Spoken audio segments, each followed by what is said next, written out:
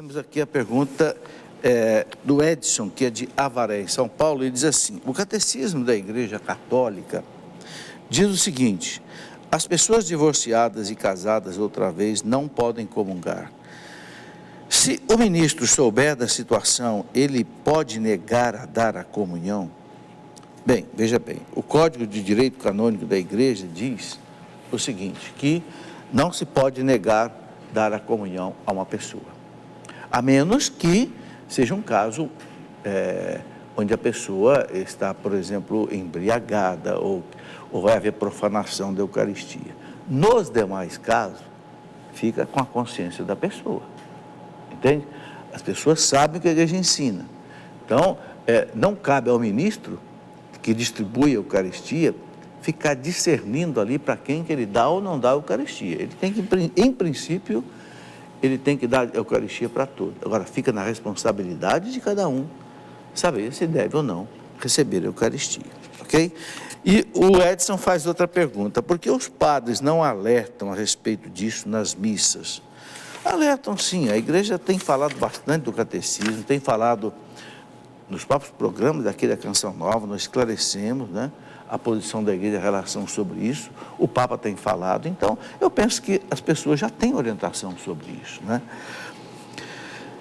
Oscar, que é de Santos, em São Paulo, Oscar diz que é sócio pelo boleto bancário, nós agradecemos a sua contribuição à Canção Nova, e ele diz assim: conforme a passagem bíblica, eu sou o caminho, a verdade e a vida, ninguém vem ao Pai senão por mim, porque ao final da celebração o padre diz na bênção final, por intercessão dos santos. Veja, porque a Igreja acredita que os santos intercedem por nós. E a Igreja acredita também que o fato de Jesus dizer que ninguém vai ao Pai a não ser por Ele, quer dizer que Jesus é o único mediador essencial entre Deus e os homens. É o pontífice, é a ponte. Mas o que fazem os santos, a mediação dos santos, de Nossa Senhora? Fazem essa travessia através da ponte que é Jesus. Entende? É uma mediação, uma intercessão colaboradora. Não é essencial. Isto é, se não houvesse a mediação de Jesus, nenhuma outra intercessão, nenhuma outra mediação teria eficácia. Então é preciso entender que a mediação, o auxílio da intercessão dos santos, não substitui a mediação essencial de Cristo. Não, é através da mediação de Cristo. É colaboradora. Entende? É isso que a Igreja ensina e que a Igreja entendeu pela revelação bíblica. Muito bem. Jefferson de Caçapava, São Paulo, sócio pelo boleto bancário, ele diz assim: os protestantes têm 7 livros a menos na Bíblia. E quando perguntamos a um pastor, diz que esses livros são apócrifos e não canônicos. Explique, por favor, o que quer dizer isso. Bem, a palavra canônico quer dizer o seguinte: é um livro que está na Bíblia e que é considerado inspirado pelo Espírito Santo. Então, são 73 livros canônicos, ok? Para nós católicos são 73, para os protestantes são 66. Os que não estão na Bíblia protestantes, que estão na Bíblia Católica, que são 7 livros, eles chamam de apócrifos. Apócrifos quer dizer o quê? Livros que não fazem parte da Bíblia, para eles, mas que para nós católicos fazem parte da Bíblia. Essa história vem de longe, né? Vem desde lá do tempo da Reforma Protestante, quando Lutero e os reformadores protestantes, Calvino, Zwinglio, Melanchthon, resolveram seguir o cânon bíblico do Antigo Testamento dos judeus, que não tinham esses 7 livros. Mas a Igreja Católica sempre seguiu o cânon completo que veio da chamada versão dos 70, que é de 200 anos antes de Cristo. A versão do Antigo Testamento de 200 anos antes de Cristo. Então a Igreja Católica sempre seguiu a Bíblia completa. Aqui nós temos a pergunta do Sérgio, que é da cidade de Paulista, em Pernambuco. Não é sócio contribuinte da Canção Nova, e ele pergunta o seguinte: por quanto tempo a Igreja vai tolerar os padres que não creem na existência do demônio, ou se omitem a falar de sua ação maléfica do mundo. Ô Sérgio, realmente é muito triste, né, um padre que diga que não acredita no demônio, que não acredita na ação do demônio. O Papa Francisco, na semana passada, falou sobre isso. O demônio existe, é um ser perverso que age, que nós temos que tomar cuidado. O Papa, inclusive, coloca 3 coisas que nós devemos fazer para, né, enfrentar as tentações do demônio. Ora, todos os papas falaram disso, todos os santos falaram da ação do demônio. Se um padre não fala, o que a igreja deve fazer? Eu penso que se um padre explicitamente, em público, fala isso, ele tem que ser corrigido pelo bispo. Eu penso que o bispo teria que chamá-lo e dizer, não fale mais isso. Mesmo que você acredite nisso, você não pode pregar o que está diferente da doutrina da igreja. Entende? Agora, cabe aos bispos agirem nesse caso. E não só nesse caso, em todos os casos de doutrina, porque o bispo, ele é responsável pela doutrina na diocese dele, né? Então, é preciso que eu diria até mais, sabe? Se alguém escuta um padre dizer um negócio desse, comunique ao bispo, né? Junta aí 2, 3 pessoas, olha, senhor bispo, nós queremos vir a dizer ao senhor que o padre fulano de tal está ensinando que o demônio não existe, quando o catecismo da igreja diz que é dogma de fé. Entende? Nós não estamos fazendo nada de errado nisso, né? E o bispo que toma providência, não cabe a nós tomar providência com relação a isso. Agora, não podemos ficar calados diante de uma situação dessa. Nós somos igreja, nós somos responsáveis pela igreja, nós leigos também. Então, se a gente observa um erro na igreja bem claro, o Código de Direito Canônico da igreja diz que o leigo tem o dever e o direito de comunicar à autoridade eclesiástica sobre isso. Então, não é questão de estar sendo difamador, dedo duro, nada disso. É o zelo pela Igreja de Cristo. Rafael, de Uberaba, Minas Gerais, também não é sócio, contribuinte, a gente pede que se tornem sócios, porque veja como é bom, as pessoas, muitas delas não são sócias, mas não há discriminação nenhuma em responder as perguntas. Mas se associe, ajude a Canção Nova a manter esse trabalho de evangelização tão grande que ela faz. Gostaria de saber se um ministro da Eucaristia, solteiro, que passa a morar com uma moça separada, se ele pode continuar como ministro, comungando e servir na comunhão para as pessoas. Rafael, eu penso que não, né? O ministro da Eucaristia, evidentemente, tem que ser uma pessoa que seja exemplo para as outras, né? Além do que, se é verdade isso que você está falando, ele está vivendo uma situação irregular em relação, né, às normas da igreja, à lei de Deus. Então, ele não só não pode comungar, como muito menos, eu penso que ele poderia distribuir a Eucaristia para as pessoas. Aí é preciso que a pessoa tenha consciência, né, do seu erro e se afaste do ministério. Converse com o padre e se afaste do ministério. Bom, a pessoa que pede para não ser identificada, né, que também não é sócio contribuinte, ela diz o seguinte: gostaria de saber como agir diante dos meus filhos que usam drogas. Bom, é uma situação que eu penso que deve envolver muitas famílias, infelizmente, né? Como agir? Bom, primeiro de tudo, manter o diálogo com os filhos, jamais cortar o relacionamento, ou jamais querer colocar para fora de casa, não. Eu acho que um filho que está na droga, nós precisamos saber por quê. Porque a droga, eu pude trabalhar um pouco em casa de recuperação com drogados. O que é a droga? A droga é uma fuga para o jovem. Eu me lembro que uma vez um jovem na casa de recuperação, casa de Emaús, que hoje é a casa de Betânia, em Lorena, uma vez um jovem disse para mim assim, um jovem que chegou, ficou na casa lá uns 10 dias, e disse: tá bem, vocês tiraram de mim a droga, o que eu faço agora com esse buraco que ficou aqui? Ele fazia assim, né?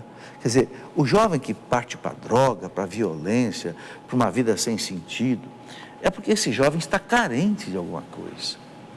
É um jovem que não encontrou sentido para a vida, ou então um jovem que tem problema. Então, a droga, ela não é simplesmente uma causa, ela é um efeito. Então, a gente tem que ir um pouco mais embaixo e buscar a causa. E eu estou convencido que a família é o ambiente mais propício para ajudar um jovem a sair da droga. A amizade dos irmãos, a amizade do pai, da mãe, uma vida junto com ele de, não sei, de conversa, de contato, de amizade, de programas outros juntos. Não é? E, sobretudo, nunca desistir. Pai e a mãe nunca podem desistir de lutar com um filho, não é, que esteja envolvido com droga. Cuidado com as amizades, porque as amizades muitas vezes é que levam para a droga.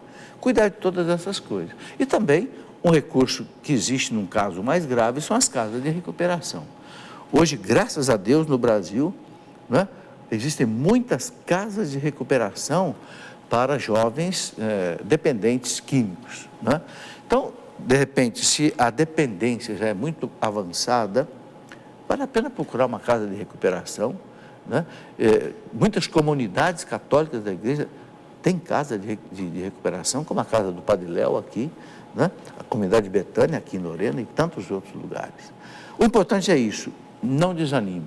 É possível tirar um jovem da droga? É possível. Eu já vi muitos jovens deixarem a droga, agora é preciso colocar Deus na vida dele.